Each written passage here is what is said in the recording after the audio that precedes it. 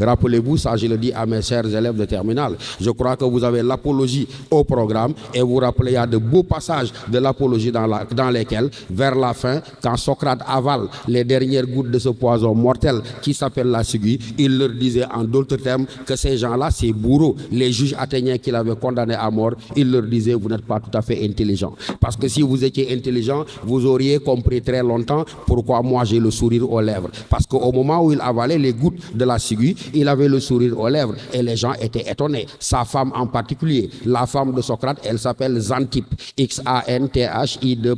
Xanthippe était là à verser des torrents de larmes. Tous ses amis étaient là lui suppliant de leur laisser la faveur de payer la caution pour qu'il soit libéré. Mais surtout, il se demandait, mais d'où venait cette force de caractère permettant à quelqu'un qui est à l'article de la mort d'avoir le sourire aux lèvres. Et Socrate, peut-être à la Ougorambay, peut-être à la façon de Socrate, souriait en leur disant, je vous comprends. Parce que vous, quand viendra l'heure de mourir, contrairement à moi, vous ne pourrez pas avoir la force d'avoir le sourire aux lèvres. Pourquoi? Socrate leur dit, parce que je reste convaincu que malgré tous vos actes de dévotion, vos wirdes, vos nafila, etc., au fond de vous, vous avez peur de la mort. Et pourquoi vous avez peur de la mort? Parce que vous êtes persuadé que la mort, c'est la nuit noire. Vous êtes persuadé que la mort, elle est définitivement la fin de toute chose. Alors que contrairement à vous, qui êtes persuadé que la mort est la fin de toute chose, moi, Socrate, à l'instant de mourir, je peux avoir le sourire aux lèvres parce qu'il y a longtemps que j'ai compris que la mort, elle n'est pas la nuit noire. La mort, elle n'est pas la fin de toute chose. Qu'est-ce que la mort,